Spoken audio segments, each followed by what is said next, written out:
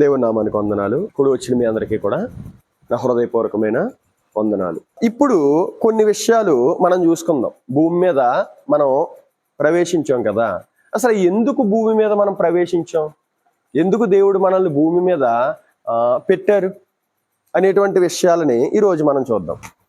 దానికంటే ముందు ఒక రెఫరెన్స్ చదువుకుందాం. కొరింథీయులకు రాసినటువంటి 1 కొరింథీ 2వ అధ్యాయము 13వ వచనం. మనుష్య జ్ఞానము నేర్పు మాటలతో కాక ఆత్మ సంబంధమైన సంగతులను ఆత్మ సంబంధమైన సంగతులతో సరిచూచుచు ఆత్మ నేర్పు మాటలతో వీటిని గూర్చియే మేము బోధించుచున్నాము. ప్రకృతి సంబంధి అయిన మనుష్యుడు దేవుని ఆత్మ విషయములను అంగీకరింపడు. అవి అతనికి వెర్రితనముగా ఉన్నవి. అవి ఆత్మానుభావము చేతనే వివేచింపదగును గనుక అతడు వాటిని గ్రహింపజాలడు. ఆత్మ సంబంధైన వాడు అన్నిటినీ వివేచించును గాని అతడెవని చేతను వివేచింపబడడు. అంటే ఇప్పుడు చెప్పబోయేటువంటి విషయాలు ఏ విషయాలు? జ్ఞానయుక్తమైనటువంటి విషయాలు.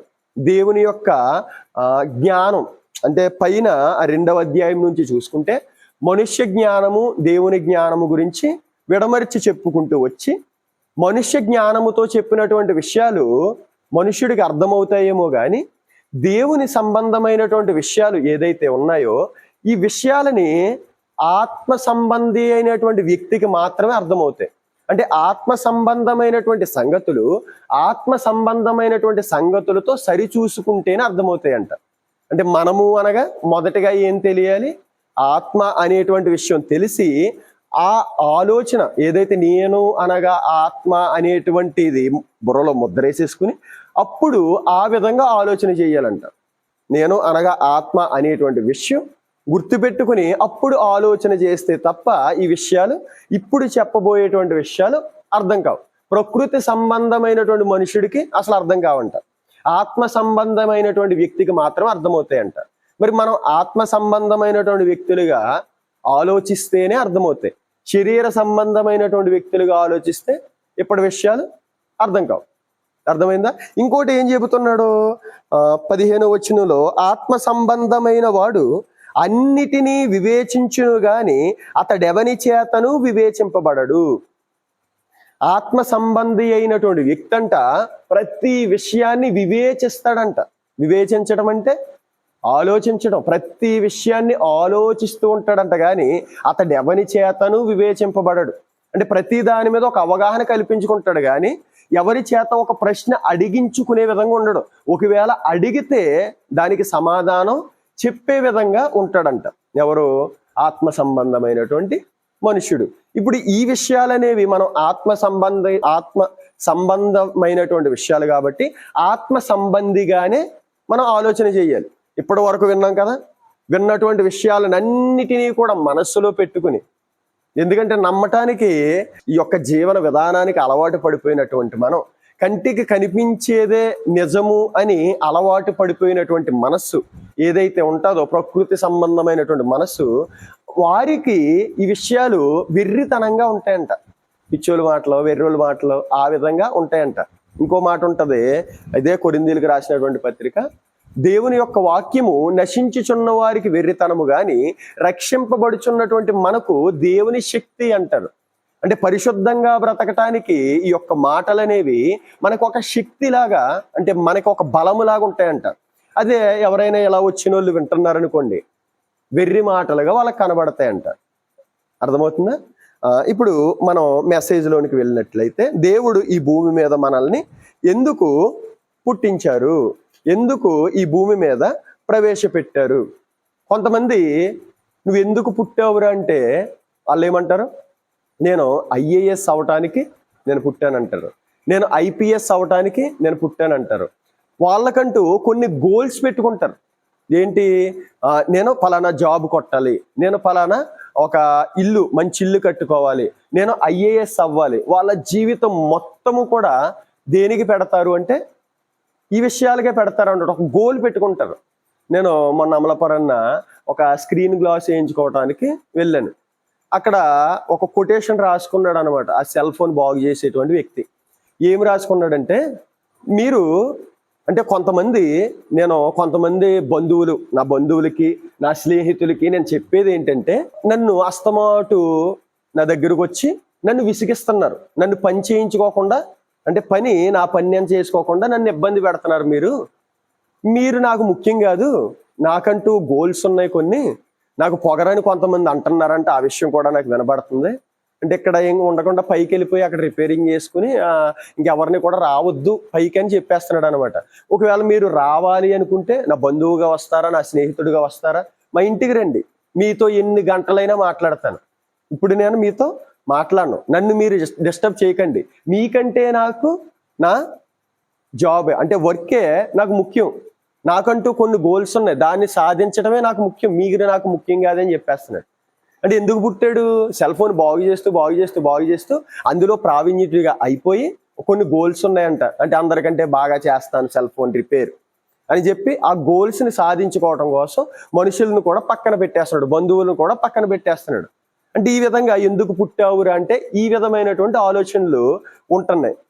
కొంతమంది తల్లిదండ్రులు కూడా చూడండి, వారు పుట్టక ముందే, మామూలుగా జనరల్గా పుట్టడం అనే ప్రవేశించక ముందే, లేకపోతే ప్రవేశింపక ముందే వాళ్ళ కొరకు బట్టలు కొనేస్తారు, వాళ్ళ కొరకు ఇంకా పుట్టక ముందే, ఆడు పొట్టలో లేకముందే నా కొడుకుని నేను డాక్టర్ చేస్తా, నా కొడుకుని నేను ఇంజనీర్ చేస్తా, నా కొడుకుని మంచి హోదాలో నేను పెడతా అంటే, ఆడు పుట్టక ముందే ఫలానా స్కూల్లో నేను జాయిన్ చేస్తా, నేనే క్లాసులు చెప్పేస్తా అవసరమైతే, లేకపోతే ట్యూషన్ పెడతా, నాకున్నా లేకపోయిన వాడిని నేను చదివించుకుంటా.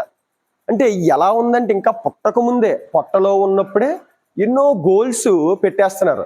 ఇంతకీ వాళ్ళకి ఆ పుట్టేది అంటే వాళ్ళకి ఎంత క్లారిటీ ఉందంటే, పుట్టబోయేటువంటి బిడ్డల మీద మనం ఆలోచన చేస్తే, పుట్టేది మగబిడ్డ ఆడబిడ్డ అనేటువంటి విషయం కూడా బయటికి వచ్చే వరకు తెలియదు.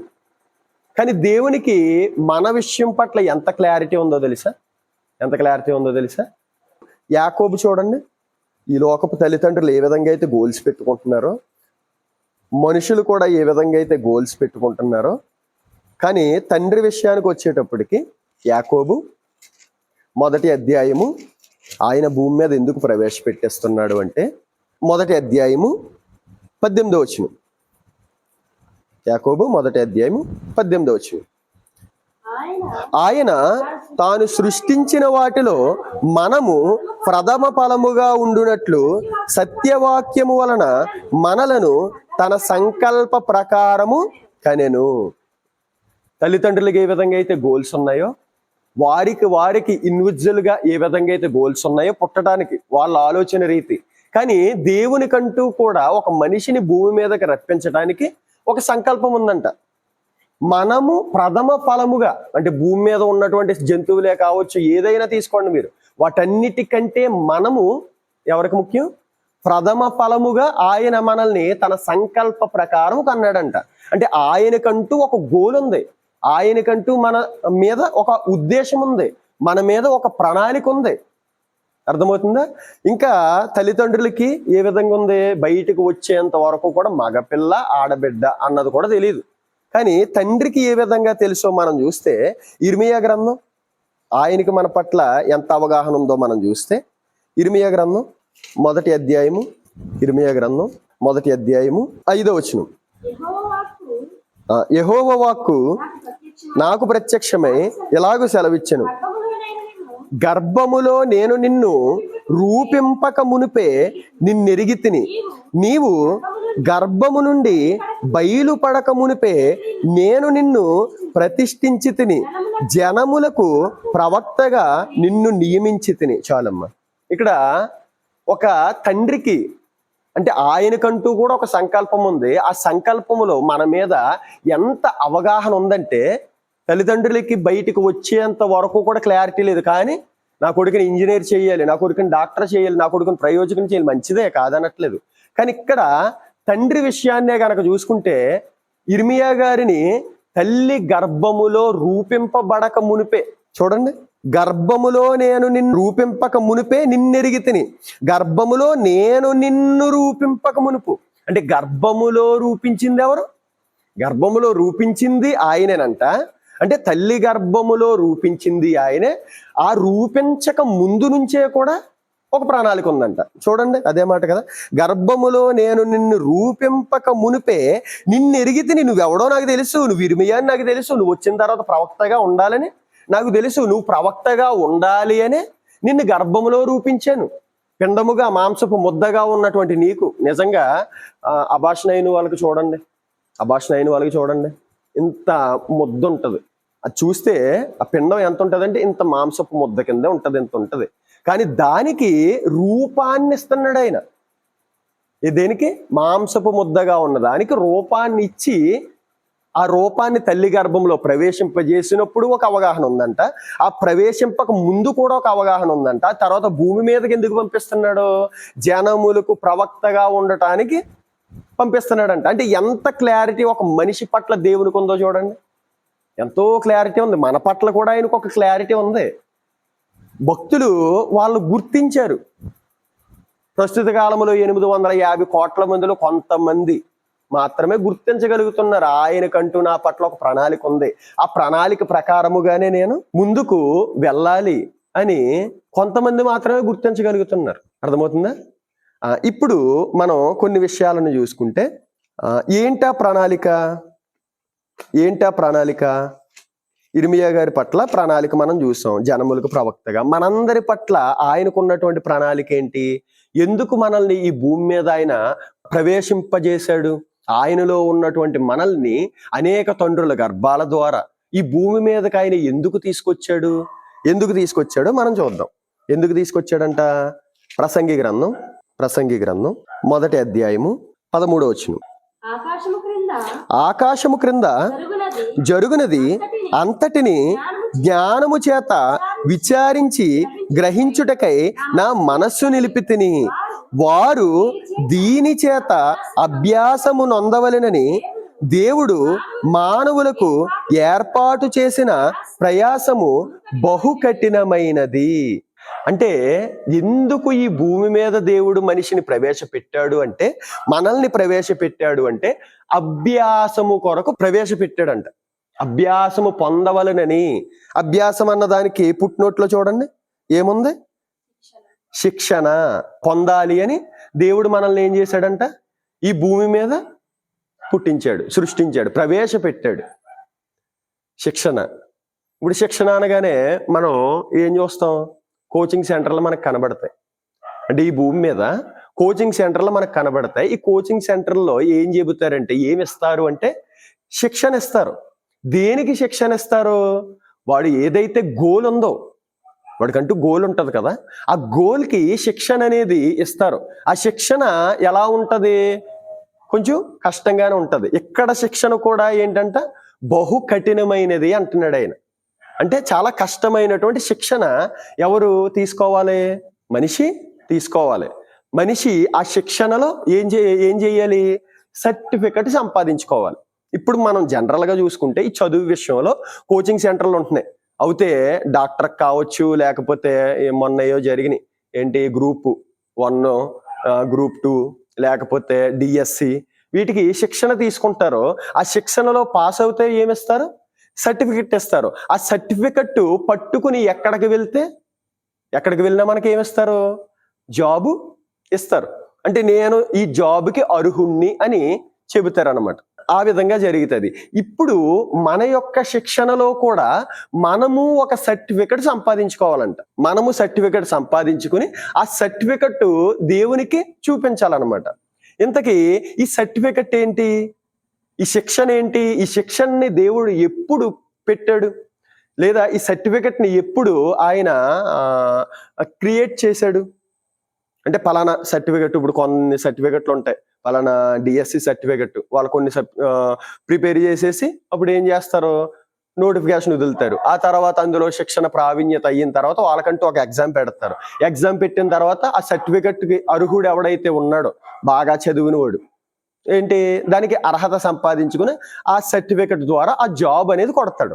సేమ్ ప్రాసెస్ మనం ఈ భూమి మీద కూడా ఒక శిక్షణ నిమిత్తం వచ్చామంట. ఈ శిక్షణలో కూడా అంటే ట్రైనింగ్ లో కూడా బహు కఠినమైనదంట, చాలా కష్టమైన ఉంది. దీంట్లో కూడా మనం ఒక సర్టిఫికెట్ సంపాదించుకోవాలంట.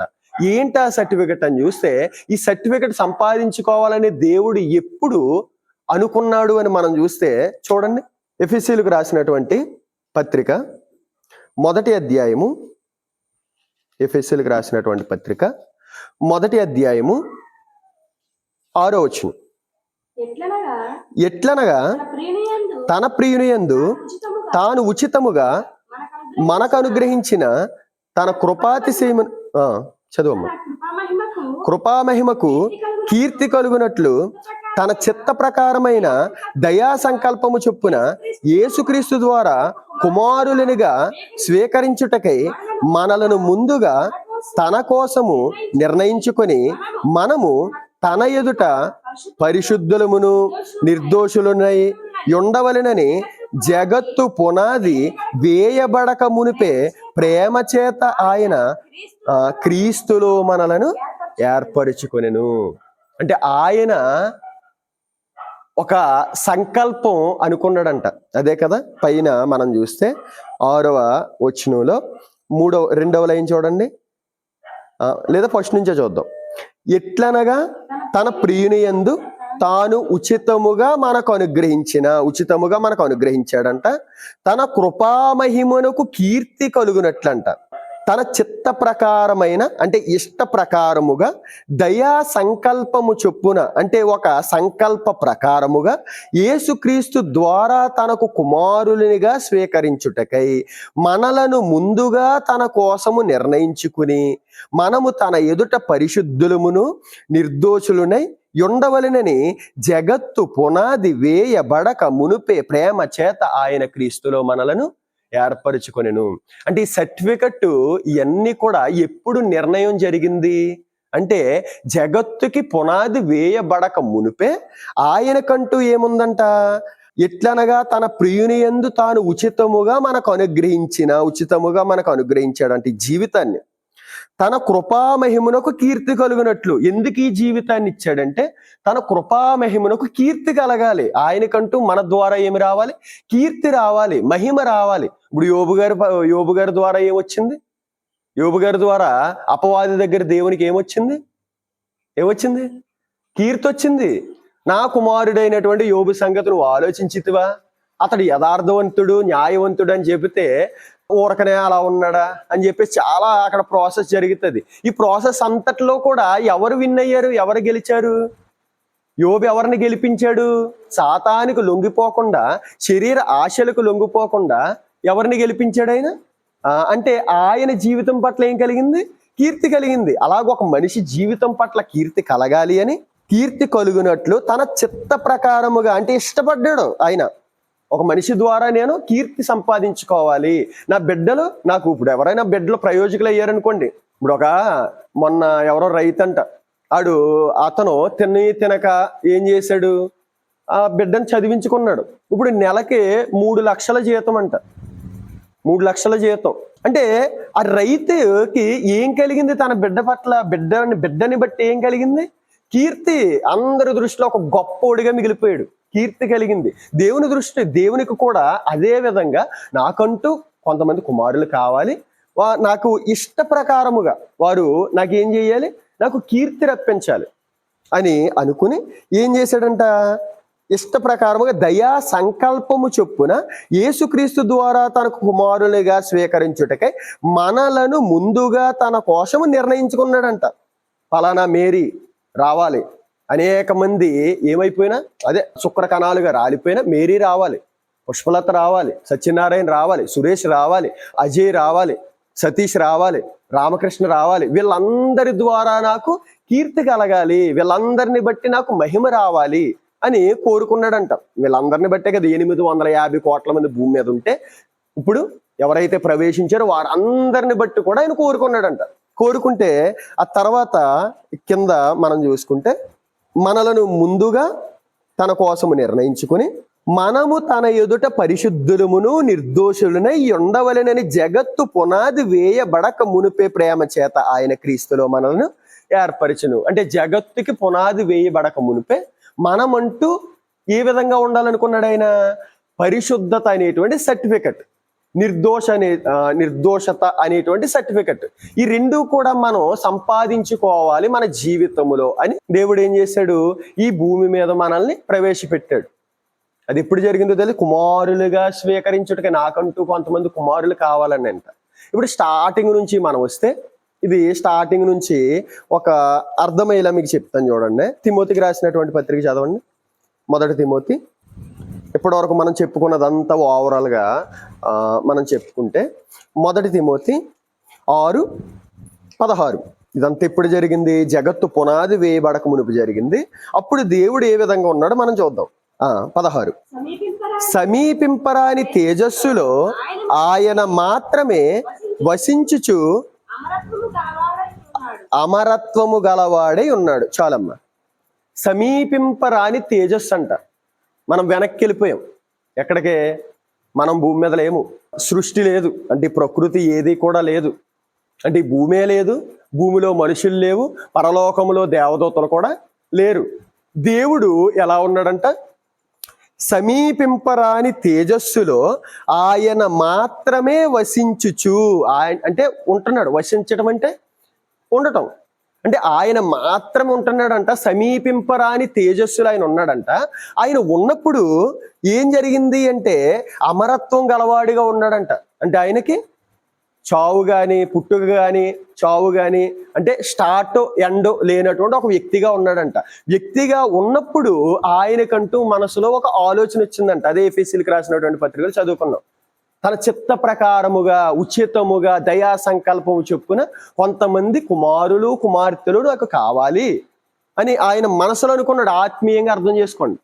అందుకే స్టార్టింగే చెప్పాను, ఆత్మీయ సంగతులు ఆత్మీయంగా అర్థం చేసుకుంటే మీకు అర్థమవుతాయి. శరీరపరంగా ఈ భూమి మీద ఉన్నటువంటి విషయాలన్నిటిని కూడా బుర్రలో పెట్టుకుంటే మీకు అర్థం కావు. అర్థమైందా? ఆత్మీయంగా అర్థం చేసుకోండి. అంటే ఆయన సమీపింపరాని తేజస్సులో ఒంటరిగా ఉన్నాడు. ఉన్నప్పుడు ఏం జరిగింది అంటే ఆయనకంటూ మనసులో ఒక కోరిక పుట్టింది. అదే కదా, చిత్త ప్రకారముగా అంటే ఇష్ట ప్రకారముగా కోరిక పుట్టింది. తను ఉచితముగా ఆ కోరిక అంటే అవతల వాళ్ళు ఏదో ఆశించి కాదు, ఆయనే సమస్తం ఉచితముగా ఏం చేశాడు? ఒక సంకల్ప ప్రకారముగా ఒక ఇష్ట ప్రకారముగా ఎవరిని చెయ్యాలనుకున్నాడు? నాకంటూ కొంతమంది కుమారులు కావాలి, నాకంటూ కొంతమంది కుమార్తెలు కావాలి. వాళ్ళు ఏ విధంగా ఉండాలి అంటే పరిశుద్ధులుగా ఉండాలి. వాళ్ళు ఏ విధంగా ఉండాలి అంటే నిర్దోషులుగా ఉండాలి. వారు ఈ విధంగా ఉండి ఏమవ్వాలి? నాకు కుమారులుగా అవ్వాలి ఆయన అనుకున్నాడు. అనుకున్న తర్వాత ఏం చేశాడు అంటే ఆలోచన వచ్చింది కదా. ఆలోచన వచ్చిన తర్వాత అప్పుడు ఈ సృష్టి క్రమం చేశాడు. అప్పుడు ఈ భూమిని చేశాడు. అంటే వీళ్ళకంటూ నేనేం పెట్టాలి? శిక్షణ పెట్టాలి. అంటే వీళ్ళకంటూ ఒక ట్రైనింగ్ ఉండాలి. ఆ ట్రైనింగ్ లో వీళ్ళగా ఏం చెయ్యాలి? వీళ్ళ పరిశుద్ధులుగాను నిర్దోషులుగాను ఉండాలి అని ఆయన ఆలోచన చేశాడు. ఆలోచన చేసి సృష్టిని చేశాడు. ఈ సృష్టిని చేసి ఏ విధంగా చేశాడు? అప్పటికే ఆయనలో మనందరం కూడా ఉన్నాం. 850 కోట్ల మంది కూడా అప్పుడు ఉన్నాం. ఉంటే అప్పుడు ఆలోచన చేసి సృష్టిని చేసేటువంటి క్రమంలో మనందరము కూడా అప్పుడు ఆ సృష్టి క్రమంలో కూడా మనం ఉన్నాం. ఎక్కడున్నామంటే ఆయనలో ఉన్నాం. ఇప్పుడు మీకు అర్థం కావాలంటే మొన్న చెప్పాను కదా, ఆయనకంటూ కొంతమంది కుమారులు కావాలి అనుకున్నాడు. వాళ్ళ ద్వారా నేను కీర్తి సంపాదించుకోవాలనుకున్నాడు. ఇదంతా కూడా అనుకున్నాడు. ఇప్పుడు ఆయనలో ఉన్నాం కదా, మరి ఇంకెందుకు ఇదంతానే అని అనుకోవచ్చు. ఇప్పుడు తల్లి గర్భం ఉంది, నా బిడ్డ నా గర్భంలోనే ఉన్నాడు కదా అని ఆనందపడుతుందా తల్లి? ఆనందపడదు. ఆ బిడ్డ బయటకు వచ్చిన తర్వాతే చాలా పెయిన్ ఏదైతే ఉంటుందో ఆ పెయిన్ అంతా కూడా ఆ బిడ్డని చూసి మర్చిపోతుందంట తల్లి. అంటే చావు చివరి అంచుల దాకా వెళ్ళినా సరే ఆ బిడ్డ చిరునవ్వు చూసి ఆ ఏడుపు చూసిన వెంటనే కూడా మర్చిపోతుందంట. అర్థమవుతుందా? ఇప్పుడు తల్లి ఆ విధంగా అనుకుంటుందా? బయటకు వచ్చిన తర్వాతే ఆ బిడ్డని చూడాలి అనుకుంటది. ఇప్పుడు తండ్రిలో ఉన్నాం కదా, తర్వాత అంటే తల్లిలో లేకముందు ఎక్కడున్నాం? తండ్రిలో ఉన్నాం. ఇప్పుడు తండ్రి కూడా శుక్రగణంగా నాలో ఉన్నావు కదరా నాన్న, పర్వాలేదు అనుకుంటాడా? అనుకోడు కదా. నా కుమారుడు బయటికి రావాలి, నా యొక్క భార్య ద్వారా ఆమె గర్భము ద్వారా బయటికి రావాలి, వాడిని బట్టి నేను ఆనందించాలి అనుకుంటాడు. అలాగే సేమ్ దేవుడు కూడా ఆయన ఒంటరిగా ఉన్నప్పుడు ఆయనలో ఉన్నాం, ఆత్మరూపులుగా మనందరం ఉన్నాం. మనగా ఆత్మ శరీరం కాదని చూసుకున్నాం. అలా ఉన్నటువంటి మనల్ని ఆయన అనుకుని సృష్టిని చేద్దాం, ఈ సృష్టిని చేసేసి ఆ సృష్టిలో ఒక మనిషిని పెడదాం, ఆ మనిషి ద్వారా ఇంకొక మనిషిని చేద్దాం, అవ్వని.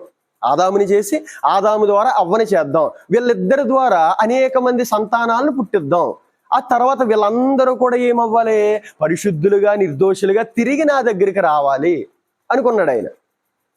అర్థమైందా? ఇప్పుడు పరిశుద్ధత, నిర్దోషత్వం ఈ భూమి మీద దేవుడు ఎందుకు పెట్టాడంటే పరిశుద్ధులుగాను నిర్దోషులుగాను మనం ఉండాలి అని పెట్టాడు. ఇదొక ట్రైనింగ్. ఎందుకు పరిశుద్ధులుగా ఉండాలి? ఎందుకు నిర్దోషులుగా ఉండాలి? ఎందుకు ఉండాలి చూడండి. ఎందుకు ఉండాలి అంటే 1 పేతురు 1వ అధ్యాయము 14వ వచనం. 1 పేతురు 1వ అధ్యాయము 14వ వచనం చదువమ్మా. నేను పరిశుద్ధుడనై ఉన్నాను గనుక మీరును పరిశుద్ధులై యుండుడని వ్రాయబడి ఉన్నది కదా.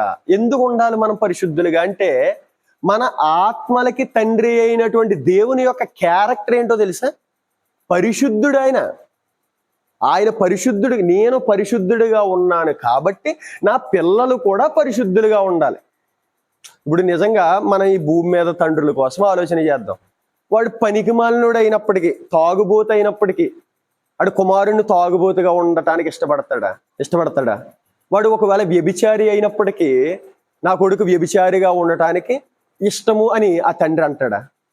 కదా. ఇప్పుడు అంతెందుకు, ఒక డాక్టర్ ఉన్నాడు, ఆ డాక్టర్ వాళ్ళ కొడుకుని కూలోని చేస్తాడా? ఒక ఇంజనీర్ ఉన్నాడు, ఆ ఇంజనీరు ఒక కొడుకుని వేటల్లో పెడతాడా? ఇంజనీర్ అతను వేటల్లో పెడతాడా? ఏం చేస్తాడు? ఒక డాక్టర్ ఉన్నాడంటే అది నార్మల్ ఆర్ఎంపీ డాక్టర్ అనుకో, నా కొడుకుని ఎంబీబీఎస్ డాక్టర్ చెయ్యాలనుకుంటాడు. నేను ఆర్ఎంపీగానే ఉన్నాను, నా కొడుకు అలా ఉండకూడదు, ఎంబీబీఎస్ చదవాలి. నేను విద్య లేనటువంటి వ్యక్తిగా ఉన్నాను, నా కొడుకు మాత్రం ఎంతైనా నేను విద్యని అందించాలి. అంటే జనరల్గా భూమి మీద తండ్రి ఈ విధంగా ఆలోచన చేస్తే మరి పరలోకపు తండ్రి ఇప్పుడు డాక్టర్ కొడుకు డాక్టర్ అవ్వాలి. ఇప్పుడు డాక్టర్ ఉన్నాడు తండ్రి, నా కొడుకు డాక్టర్ అవ్వాలి అనుకోవటం ఏం తప్పది? తప్పేం కాదు కదా, స్వార్థమే లేదు కదా అందులో. ఆయన కూడా అంతే, నేను పరిశుద్ధుడిగా ఉన్నాను కాబట్టి నా కుమారులు కుమార్తెలు కూడా పరిశుద్ధులుగా ఉండాలి అని ఆయన అనుకున్నాడు. ఇప్పుడు ట్రైనింగ్ ఉంటుంది, ఆ ట్రైనింగ్లో కాలేజీకి వెళ్ళిపోతే పాస్ అయిపోతామా? ట్రైనింగ్ అంటే కాలేజీకి వెళ్తే పాస్ అయిపోతామా? పాస్ అవ్వం. ఏం చేయాలి? చదువుకోవాలి. ఇప్పుడు భూమి మీదకి వచ్చినంత మాత్రాన పరిశుద్ధత అనేది మనకి వచ్చేస్తుందా? రాదు. ఏం చేయాలి? ప్రయాస, ట్రైనింగ్ దీనికి ఉంటుంది. ఎందుకో తెలుసా? ఆయన ఒక ఉన్నత స్థానంలో పెట్టేద్దాం అనుకుంటున్నాడు మనల్ని. ఉన్నత స్థానంలో ఇంకా చెప్పాలంటే ఆయన పరిపూర్ణుడు గనుక మీరును పరిపూర్ణులుగా ఉండండి అంటాడు. మత్తయి సువార్తలో మనం చూసుకుంటే 5వ అధ్యాయము 48వ వచనం. మీ పరలోకపు తండ్రి పరిపూర్ణుడు గనుక మీరును పరిపూర్ణులుగా ఉండెదరు. అంటే ఉండాలి అంటే మన పరలోకపు తండ్రి అన్ని విషయాల్లో పరిపూర్ణంగా ఉన్నాడు. మనము కూడా ఏ విధంగా ఉండమని ఆయన అంటున్నాడు? పరిపూర్ణంగా ఉండమంటున్నాడు. ఆయన పరిశుద్ధుడిగా ఉన్నాడు, మనల్ని కూడా ఎలా ఉండమంటున్నాడు? పరిశుద్ధులుగా ఉండమంటున్నాడు. ఎందుకంటే మనకు ఒక గొప్ప ఆధిక్యతలు ఇవ్వబోతున్నాడు ఆయన. ఆ క్యారెక్టర్ మనం కలిగి ఉంటే ఒక గొప్ప ఆధిక్యత. శాంపుల్గా చిన్నది మీకు చెప్పాలంటే మీకు చెప్తాను చూడండి. అంటే ఎంత ఆధిక్యత ఆయన ఇవ్వబోతున్నాడు అంటే ఆయన బిడ్డలకు చాలా దాచి ఉంచాడంట ఆయన. 1 కొరింథీ 6వ అధ్యాయము 1 నుండి చదివేద్దాం, లేకపోతే 1 నుంచి చదివే. మీలో ఒకరికి మరి ఒకరి మీద వాయిద్యం ఉన్నప్పుడు వాడు పరిశుద్ధుల ఎదుట గాక అనీతిమంతుల ఎదుట వాయిద్యమాడుటకు తెగించుచున్నాడా? పరిశుద్ధులు లోకమునకు తీర్పు తీర్చుదరని మీరెరుగరా? మీ వలన లోకమునకు తీర్పు జరగవలసి ఉండగా మిక్కిలి అల్పమైన సంగతులను గూర్చి తీర్పు తీర్చుటకు మీకు యోగ్యత లేదా? మనము దేవదూతలకు తీర్పు తీర్చదమని ఎరుగరా? చాలం. అంటే చిన్న చిన్న విషయాలకి కొట్టుకుని చచ్చిపోతున్నారు అనమాట వీళ్ళు. అంటే వాళ్ళలో వాళ్ళే కొట్టుకుని చచ్చిపోతున్నారు. అంటే వాళ్ళ మీద వీళ్ళ నెపాలు వేయటం, వీళ్ళ మీద వాళ్ళ నెపాలు వేయటం, ఈ విధంగా కొట్టుకుని చచ్చిపోతున్నారు అనమాట. అప్పుడు అపోస్తలుడైనటువంటి పౌలు గారు ఆత్మీయంగా ఏం చెబుతున్నాడంటే, మీరు ఒకరు ఈ విధంగా కొట్టుకుని చచ్చిపోతారేంట్రా బాబు, మనందరము పరిశుద్ధులముగా ఉన్నటువంటి వ్యక్తులు లోకానికే తీర్పు తీరుస్తారు. అదే విధంగా అన్నది వెళ్ళే కొద్దీ చెబుతాను. ఇప్పుడు మన యొక్క పాయింట్ ఏంటంటే, లోకానికి మాత్రమే కాదు, దేవదూతలకు కూడా తీర్పు తీర్చేటువంటి పరిస్థితి మనదే. ఈ చిన్న చిన్న విషయాలకు కొట్టుకోవద్దు, ఈ చిన్న చిన్న విషయాలను పట్టించుకోవద్దు. మనది పెద్ద పెద్ద విషయాలు మనయ్యి. మన తండ్రి మనకి ఇచ్చింది చాలా పెద్ద పెద్ద హోదాల్లో పెడదామని చూస్తున్నాడు. అదంతా పక్కన పెట్టి చిన్న చిన్న ఎందుకురా బాబా అని చెప్పేసి చెబుతున్నాడు అనమాట. దేవదూతలకు తీర్పు తీర్చేటువంటి వారం అంట మనం. ఎలా ఉంటే ఆ సర్టిఫికెట్ పట్టుకెళ్తే, పరిశుద్ధత అనేటువంటి సర్టిఫికెట్ ఇదిగో తండ్రి అని పట్టుకెళ్తే, దేవదూతలకే తీర్పు తీర్చేటువంటి వ్యక్తిగా మనకు ఆ హోదా ఇచ్చేస్తాడు. ఆ అర్హత సంపాదించుకోవాలి మనం. ఆ అర్హుడిగా నేను ఉన్నానని చెప్పుకోవాలి. అక్కడ పెట్టేస్తాడు. దేవదూతలు ఎలా, ఎటువంటివి దేవదూతలు? పరిశుద్ధ దూతల సభలో ఆయన మిక్కిలి భీకరుడు. పరిశుద్ధ దూతలంటివి. ఆ పరిశుద్ధ దూతలకే తీర్పు తీర్చేవారిగా ఒక్క దూత ఏం చేసింది? 128,000 మందిని చంపేసింది మొత్తితే. అంటే అంత పవర్ దేనికి? దేవదూతకి చాలా పవర్ ఉంది, దానికి పరిశుద్ధత ఉంది. అయినప్పటికీ ఆ పవర్ ఉన్నటువంటి, ఇప్పుడు అంటే అంత పవర్ ఉన్న దానికే మనం తీర్పు తీరుస్తున్నామంటే మనకి ఇంకెంత పవర్ ఇవ్వడానికి చూస్తున్నాడు ఆయన, ఇంకెంత హోదాలో మంచి ఉన్నత స్థాయిలో పెట్టడానికి చూస్తున్నాడు. ఆ పెట్టడానికి నువ్వేం సంపాదించుకోమంటున్నాడు? పరిశుద్ధత సంపాదించుకో, నిర్దోషత్వంగా ఉండు అని ఈ రెండే చెప్పాడు అనమాట. రెండే చెప్పాడు. నిజంగా ఒక ఆర్మీ జాబ్ ఉందనుకోండి, అందరినీ పంపించేస్తారా? పంపించరు.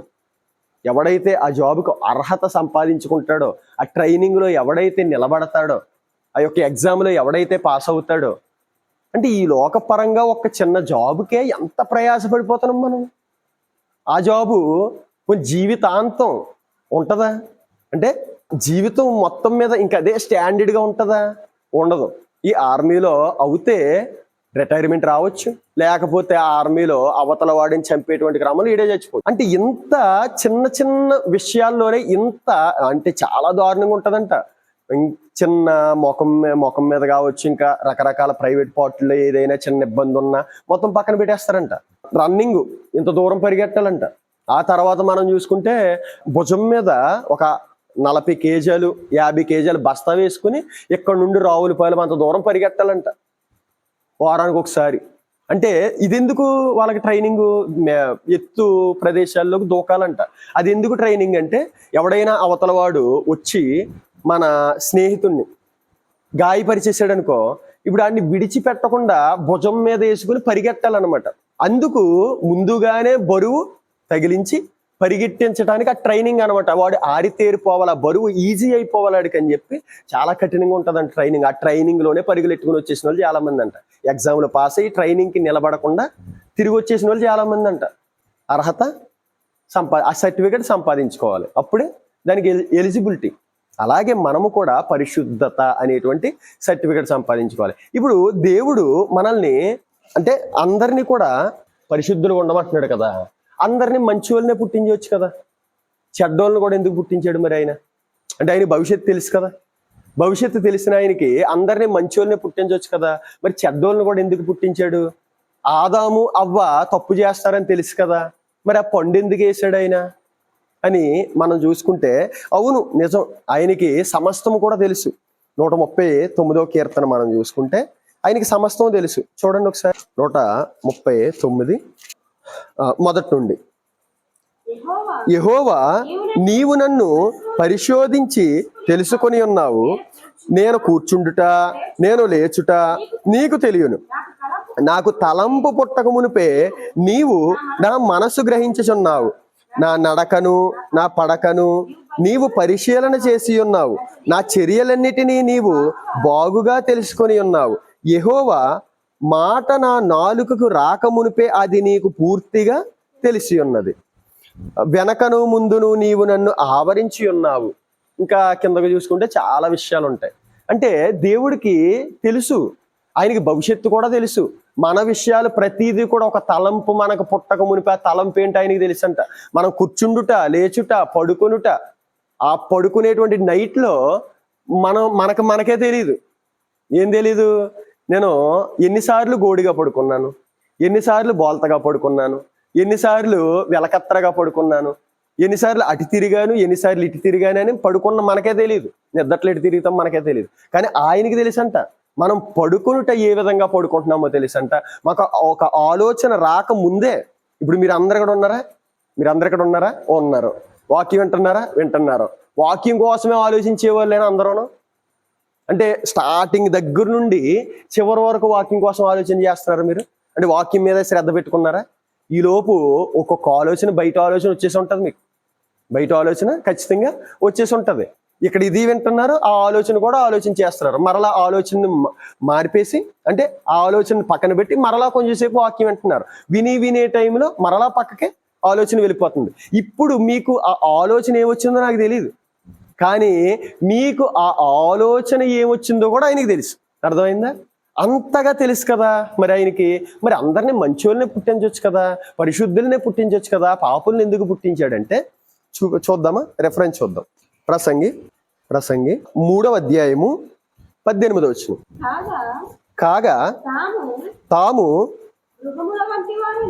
మృగముల వంటి వారిని నరులు తెలుసుకొనున్నట్లు దేవుడు వారిని విమర్శించినట్లును ఎలాగూ జరుగుచున్నదని అనుకుంటుని. నరులకు సంభవించిన చాలమ్మా. ఇక్కడ కాగా తాము మృగముల వంటి వారని నరులు తెలుసుకొనున్నట్లు దేవుడు వారిని విమర్శించినట్లు ఇలాగు జరుగుచున్నది. అంటే కొంచెం కఠినంగా ఉంటాయి ఈ మాటలు, కొంచెం కఠినంగానే ఉంటాయి. వినటానికి కొంచెం ధైర్యం తెచ్చుకోండి. అంటే ఒక మనిషి తాను మృగము అని తాము తెలుసుకోవటానికి దేవుడు విమర్శ చెయ్యటానికి ఈ విధంగా జరుగుతుందంట. మీరు పూర్తిగా విన్న తర్వాత మీకు అర్థమవుతుంది. అంటే ఇప్పుడు ఒక చిన్న కుమారుడు ఉన్నాడు అనుకోండి. అంటే ఇప్పుడు దేవుడు పరిశుద్ధులందరినీ కూడా పరలోకానికి పంపేసి పాపులను, ఇప్పుడు 850 కోట్ల మంది ఉన్నారు కదా, వీళ్ళు పుట్టక ముందే ఆయన అనుకున్నప్పుడే వీళ్ళందరినీ కూడా పరలోకానికి పంపేసి పరిశుద్ధులందరినీ, పాపులందరినీ కూడా నరకానికి పంపేశాడు అనుకోండి. వీడు ఊరుకుంటాడా? ఎవడో నరకానికి వెళ్ళిపోయినటువంటి వ్యక్తి ఊరుకుంటాడా? అంతెందుకు, ఇప్పుడు ధనవంతుడు, లాజరు ఉన్నారు. ఇప్పుడు ధనవంతుడు, నువ్వు ఎలాగా పాపాత్ముడుగానే ఉంటావు, పనికిమాలినోడు కింద ఉంటావు, లాజరు నీ దగ్గరికి వచ్చినా సరే నీ మనసు అనేది కరుడు కట్టింది కింద అయిపోతుంది, కనీసం వాడికి అన్నం మెతుకులు పెట్టవు. కాబట్టి ఆడు అయినప్పటికీ లాజర్ ఏంటి, కురుపులతో ఉన్నా, కుక్కలు వచ్చి కురుపులు నాకుతున్నా, బంధువులు స్నేహితులు ఎవరు లేకపోయినా ఆ ఎంగిలి మెతుకులు విస్తరలు తింటూ ఉన్నా ఆడు చాలా మంచోడుగా ఉన్నాడు. నువ్వు నరకానికి వెళ్ళిపో. ఎవరో లాజరు పరదేశికి వెళ్ళిపోతాడంటే ధనవంతుడు ఊరుకుంటాడా? నేను లాజర్ కంటే గొప్పోడుగా బతికితాను అంటాడా? యోధా ఉన్నాడు. యోధా, నీకు ఎంత అదిక్కి ఇచ్చినా నీ బుద్ధి మార్చుకో, 30 వెండి నాణ్యాలకు యేసుక్రీస్తుని అమ్మేస్తావు. కాబట్టి 12 మంది శిష్యుల్లో నేను చేర్చుకోను, నిన్ను ఉరిపేసుకుని అలాగే చచ్చిపోతాను, కాబట్టి నిన్ను నరకానికి పంపేస్తాను, ఈ శిష్యులందరినీ కూడా పరదేశంలో పెడతానంటే యోధా ఏం చేస్తాడు? నేను ఒక పౌలు కంటే ఎక్కువగా బ్రతుకుతాను, దావీదు ఒక తప్పు చేశాడు కదా, ఆ తప్పు కూడా చేయకుండా నేను బ్రతుకుతాను అంటాడు. ధనవంతుడు అలాగంటాడు, యోధా కూడా అలాగంటాడు. అదే ఈ విధంగా అయిన తర్వాత, అంటే మీకు చిన్న ఉదాహరణ చెబుతాను. ఒక తల్లి ఉంది, ఒక కొడుకున్నాడు, తండ్రి ఏమో చనిపోయాడు. తండ్రి ఏమైపోయాడు? చనిపోయాడు. తల్లి కొడుకు ఉన్నారు. ఈమె ఏం చేసిందంటే తిని తినక సంపాదిస్తూ ఉంటే కొడుకు యవ్వనస్తుడిగా ఉండి ఏం చేస్తున్నాడో డబ్బులు దొబ్బేస్తూ ఉన్నాడు అనమాట. అంటే ధనం ఒక 100 రూపాయలు 200 అట్టుకెళ్ళిపోయి మందు తాగేస్తున్నాడు. ఇప్పుడు ఆ తల్లి డబ్బులు ఇక్కడ పెడుతున్నాడు నాన్న, నువ్వు మందు తాగేస్తావు కాబట్టి, నువ్వు ఈ డబ్బులు దొంగతనం చేస్తావు కాబట్టి నేనేం చేస్తాను, ఈ డబ్బులు ఇక్కడ పెట్టను, నేను నా కూడా అంటే పట్టుకెళ్ళిపోతాను, లేకపోతే ఈ బీరువాకి తాళం వేసుకుని తాళం నేను కూడా పట్టుకెళ్ళిపోతాను అన్నదనుకో. ఏమ్మా, నీ యొక్క పెంపకాన్ని నువ్వు అవమానిస్తున్నావా అని ఎక్కడ లేని మాటలన్నీ చెప్పేస్తాడు. ఇప్పుడు ఇదే అబ్బాయి మందు షాపు దగ్గర కనపడ్డాడు అనుకో, కనపడిన తర్వాత కూడా ఏం చెబుతాడు, ఆ మందు కూడా వేరొకరికి తెమ్మన్నారు, నేను అందుకు తెస్తున్నాను అంటాడు. అదే అబ్బాయి తాగుతూ తల్లికి కనపడ్డాడు అనుకోండి, చెప్పడానికి ఇంకేమన్నా ఉంటుందా? ఇంకేమన్నా ఉంటుందా? ఏమీ కూడా ఉండదు. ఇప్పుడు సేమ్ అదే. అంటే కాగా ఒక మనిషి దేవుడికి తెలుసు ఎవడు పరిశుద్ధుడు, ఎవడు మృగము వంటి స్వభావం గలవాడు దేవుడికి తెలుసు. కానీ ఎవరికి తెలియాలి? ఆ మనిషికి తెలియాలి వాడు ఎటువంటి వాడో. ఇప్పుడు ధనవంతుడికి తెలియాలి వాడు ఏ విధంగా బ్రతికాడు. అందుకే భూమి మీదకి నా తమ్ముళ్ళని పంపు, అదే నా తమ్ముళ్ళు ఉన్నారు లాజర్ని పంపు అన్నాడు. కానీ నేను వెళ్తానని చెప్పలేదు. ప్రభువా నేను వెళ్ళి నా తమ్ముళ్ళకి చెప్పుకుంటానని చెప్పలేదు. ఎందుకంటే ఆడేంటి ఆడికి తెలిసిపోయింది నాకు ఇక్కడ ఉండటానికి నేను అర్హుణ్ణే అని చెప్పేసి అర్థమైపోయింది అనమాట. ఎవరికి? ధనవంతుడికి. ఈ విధంగా ఉంది. ఇప్పుడు ఆదాము అవ్వల దగ్గర కూడా పండు ఎందుకు వేసాడు అంటే, ఇప్పుడు అదే స్టోరీ చెప్తాడు. ఆదాము పండేస్తాను నేను, నువ్వు తినేస్తావు కాబట్టి నేను వెయ్యట్లేదంటే, అదేంటి ప్రభువా నీలో నుండి నేను వచ్చాను నేను, నీ యొక్క ఆత్మే నాలో ఉందని చెప్పి ఎక్కడ లేని మాటలన్నీ చెప్తాడు. ఇప్పుడు పండేశాడు దేవుడు. పండేసి ఇప్పుడు ఆ ఒక్క పండే ఉందా?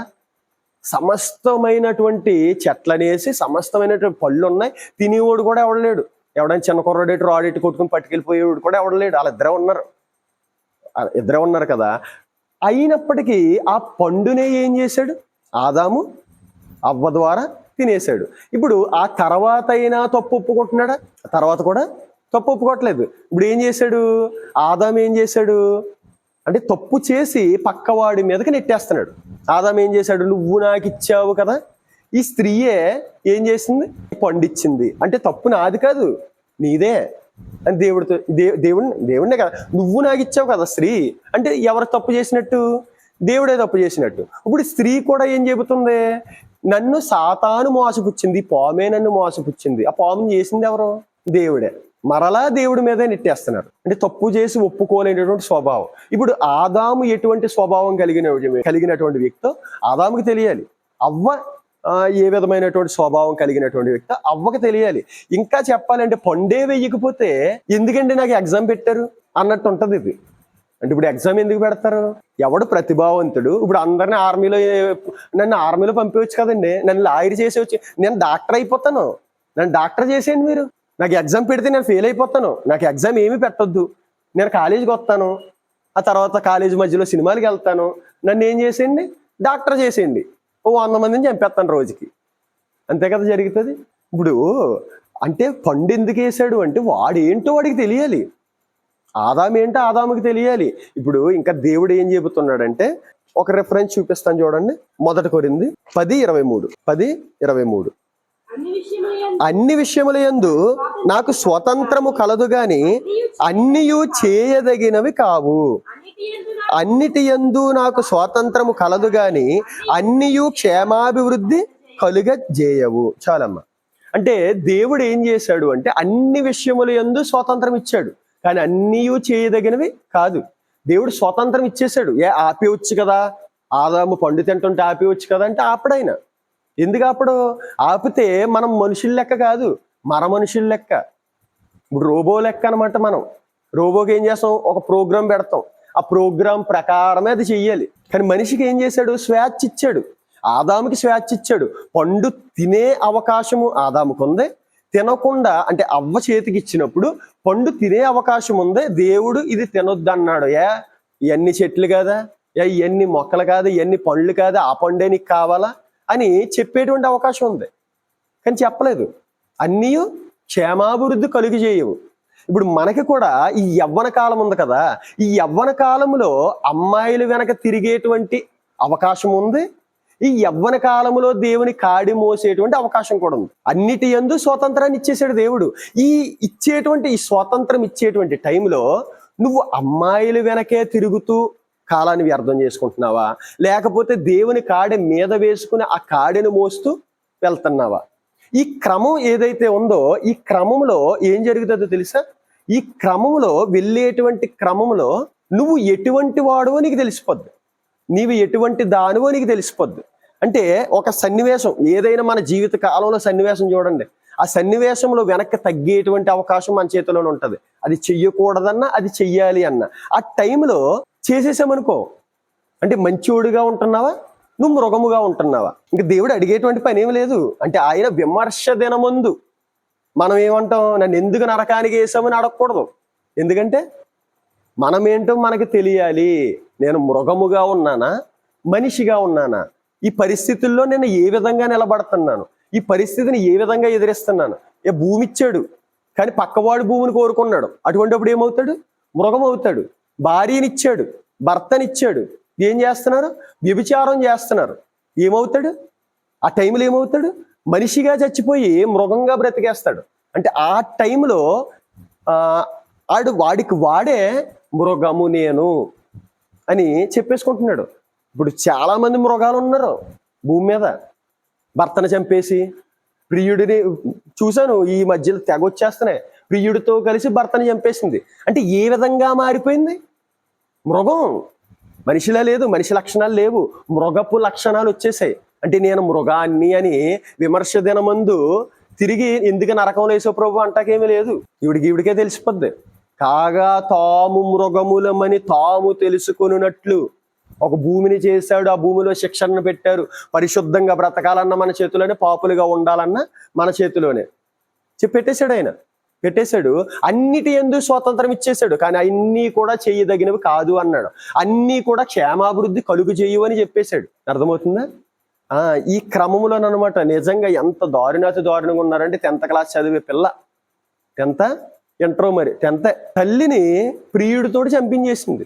అంటే ఒక వ్యక్తిని లవ్ చేసి వాడిని ఇంటికి రప్పించి, వాడి తమ్ముడిని ఇంటికి రప్పించి తల్లిని కొట్టి చంపేస్తే ఆవిడ కానుపుడుతూ ఉంటే, అంటే చున్నీతోటి మెడ బిగించేసి ఏం చేశారు, చచ్చిపోయిందని చెప్పి వదిలేశారంట.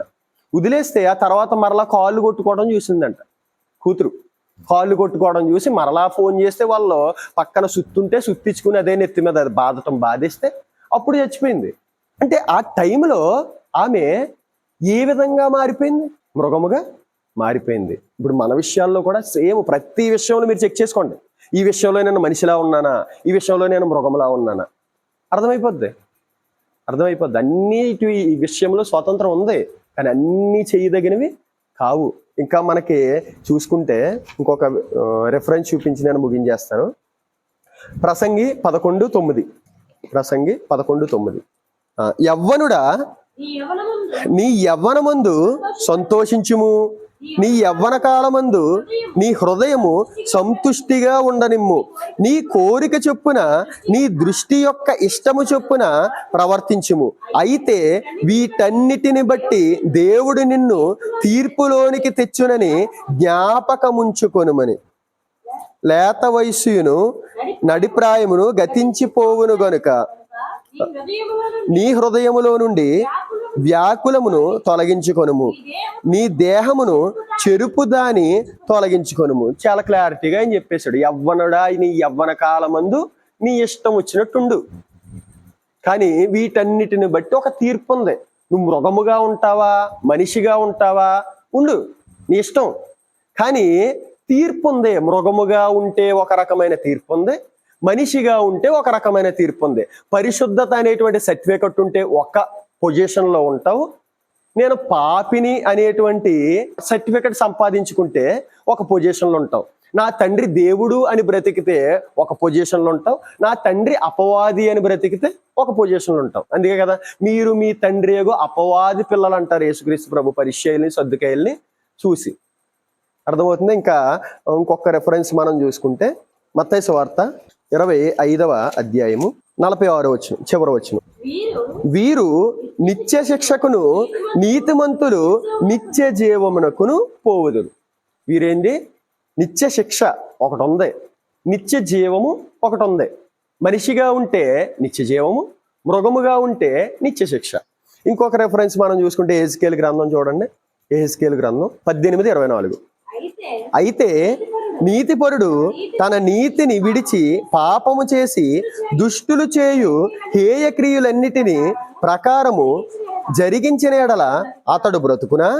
అతడు చేసిన నీతి కార్యములు ఏమాత్రమును జ్ఞాపకములోనికి రావు. అతడు విశ్వాసఘాతకుడై చేసిన పాపమును బట్టి మరణమునందును. చాలమ్మా. ఇక్కడ ఏం చెబుతున్నాడు అంటే ఒక నీతిమంతుడు ఉన్నాడంట.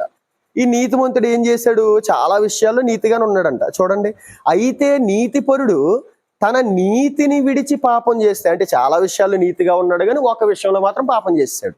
పాపం చేసి దుష్టులు చేయు హేయక్రియలన్నిటి ప్రకారము జరిగించిన ఎడల, అంటే ఆ యొక్క ఏదైతే ఒక పాయింట్ ఉందో అది ఎవరు చేసేది? దుష్టులు చేసేది ఆ పాయింట్. అంటే అన్ని విషయంలో బాగానే ఉన్నాడు కానీ ఒక విషయంలో ఏంటి? దుష్టుడు చేసేటువంటి పని, అంటే ఏదైతే మృగం చేస్తుందో ఆ పని చేస్తున్నాడంట. చూడండి ఒకసారి, హేయక్రియలన్నిటి ప్రకారము జరిగించిన ఎడల అతడు బ్రతుకునా, అతడు చేసిన నీతి కార్యములు ఏమాత్రమును జ్ఞాపకములోనికి రావు. అంటే ముందు ఏదైతే, ఇది చూడండి ముగించేస్తాను, ముందు ఏదైతే నీతి కార్యాలు చేసేసామో ఆ నీతి కార్యాలు అంటే చాలా విషయాల్లో బాగున్నాం.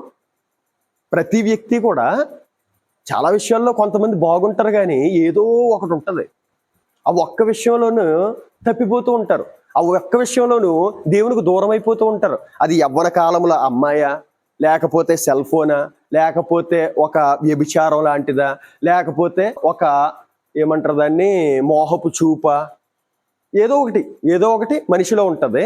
ఈ నీతి కార్యాలు ఎన్ని చేసినా సరే ఒక్కటి ఆ యొక్క దుష్టుడు చేసేటువంటి పని చేస్తే ఇవేమీ కూడా జ్ఞాపకానికి రావంట. ఆడు విశ్వాసఘాతకుడైపోయి ఏమవుతాడు? మరణమునందును, అంటే నిత్య శిక్షకి వెళ్ళిపోతాడంట. ఇదేంటి మరి ఎంత దారుణమా? అవును, బహు కఠినమైనది ఆ పరిశుద్ధత అనేటువంటి సర్టిఫికెట్. ఇప్పుడు జాబ్ పెద్దదనుకోండి, దాని కష్టం కూడా అంతే ఉంటుంది. పరలోకంలో దేవుని పక్కన సింహాసనం వేసి కూర్చోవడం అంటే ఎంత పెద్ద జాబ్ అది, ఎంత పెద్ద అర్హత. దానికి ఈ విధంగా ఉంటాయన్నమాట. ఇప్పుడు 6 సబ్జెక్టులు ఉంటున్నాయి 10th క్లాసు, ఒకటి ఫెయిల్ అయినా ఏమంటున్నారు? ఫెయిల్ అయినా. సేమ్ అంతే. ఆయన పరిపూర్ణుడు, అన్ని విషయాల్లో పరిపూర్ణంగా ఉన్నాడు. మనము కూడా అన్ని విషయాల్లో పరిపూర్ణంగా ఉండాలి అని ఆయన అనుకుంటున్నాడు. పరిశుద్ధత, ఆయన పరిశుద్ధుడిగా ఉన్నాడు, మనం కూడా పరిశుద్ధుడిగా ఉండాలని ఈ భూమి మీద పుట్టించాడంట. ఒక శిక్షణ, పరిశుద్ధత అనేటువంటి ఒక సర్టిఫికెట్ సంపాదించుకోవాలని ఆయన కోరుకుంటున్నాడు. మరి ఇప్పుడు ఆ క్రమములో దేవుడు ప్రతి వ్యక్తిని కూడా చెడ్డవాళ్ళని ఎందుకు పుట్టిస్తున్నాడంటే వాడికాడు తెలియాలి. కాగా తాము మృగముల వంటి వారమని తాము తెలుసుకున్నట్లు దేవుడు విమర్శ కాలమందు, అంటే తర్వాత ధనవంతుడు వచ్చేసి నన్ను ఎందుకు పంపమనకూడదు. ఆ పిల్లవాడు రెడ్ హ్యాండెడ్గా దొరికిపోయాడు కదా, రెడ్ హ్యాండెడ్గా దొరికిపోతే ఇంకా తల్లితోటి మాట కూడా మాట్లాడలేడు. ఇప్పుడు ఇన్ని చేసేసి రెండవ రాకడలో ఏం జరిగిందో తెలుసా? నువ్వు చేసినటువంటి చెత్త ఏదైతే ఉందో అదంతా స్క్రీన్ మీద అలా వస్తా ఉంటుంది. నేను అనుకుంటాను అనమాట, ఆ స్క్రీన్ మీద అలా వస్తూ ఉంటే అప్పుడు తలదించేసుకుని ఇంకా ఒక మాట కూడా మాట్లాడలేవు. నేను దానికి అర్హత, నేను వెళ్ళిపోతాను. ఆ విధంగా పరిస్థితి ఉంటుంది. అర్థమైందా? ఈరోజు ఏం చెప్పుకున్నాం? దేవుని యొక్క దయా సంకల్ప ప్రకారముగా ఈ భూమి మీద మనల్ని సృష్టించాలని జగత్తు పునాది వేయబడక మునిపే అనుకున్నటువంటి టైంలో దేవుడు ఒక సృష్టిని చేసి ఆ సృష్టిలో మనల్ని పెట్టి మనం ఒక సర్టిఫికెట్, అర్హత సంపాదించుకోవాలని ఆయన అనుకున్నాడు. ఏ మంచోళ్ళని చెడ్డోళ్ళని ఎందుకు అంటే వాడు తెలుసుకోవాలి. దేవుడికి తెలుసు, దేవుడికి వాడు చెడ్డోడని తెలుసు, వాడు మంచోడని తెలుసు. గర్భములో ఉన్నప్పుడే, మాంసపు ముద్దగా ఉన్నప్పుడే అతడు ఇర్మియా అని తెలుసు. ఆ ఇర్మియా ప్రవక్తగా అవ్వాలి అని ఆయన పెట్టుకున్నాడు. అందరికీ కూడా అంతే. మంచి ఉన్నత స్థాయిలో నీతిమంతులకి నిత్య జీవాన్ని ఇస్తానన్నాడు. మరి మన చేతిలో అన్నిటి యందు మనకు స్వాతంత్రం ఉంది, కానీ అన్నీ చేయదగినవి కాదు. అన్నీ మనకి క్షేమాభివృద్ధి కలుగు చేయవు. మోహపు చూపు చూడాలన్నా మన చేతిలోనే ఉంది, మొఖం తిప్పేసుకోవాలన్నా మన చేతిలోనే ఉంది. దేవుని కాడి మోయాలన్నా మన చేతిలోనే ఉంది, అమ్మాయిలతో సమయాన్ని గడపాలన్నా మన చేతిలోనే ఉంది. చిన్న చిన్న విషయాలకి గొడవలు పెట్టుకుని వాళ్ళకి తీర్పులు తీర్చాలన్నా మన చేతిలోనే ఉంది. పరిశుద్ధంగా బ్రతికి దేవదూతలకే తీర్పు తీర్చాలన్నా మన చేతిలోనే ఉంది. ఎందుకంటే దేవుడు స్వతంత్రాన్ని ఇచ్చేశాడు. ఆయన ప్రేమించి స్వతంత్రాన్ని మనకి ఇచ్చేశాడు.